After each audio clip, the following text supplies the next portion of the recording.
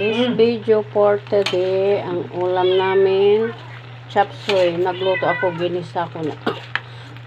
Ginisa ko yung mga ingredient. May atay. Atay ng manok ang sinahog ko. Tsaka chicharon baboy.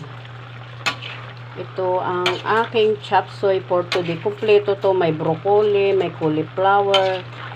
Ayan o, ang sarap nitong gulay ko na to. Isang kawali siya. Eh gusto naman to ng mga anak ko. Mahilig sila magpapak ng gulay. Mahilig sila sa gulay. Oo.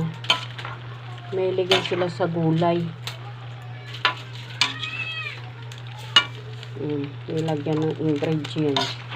Tsaka oyster sauce. Ilagay na rin. Kasi, tsaka yung yan.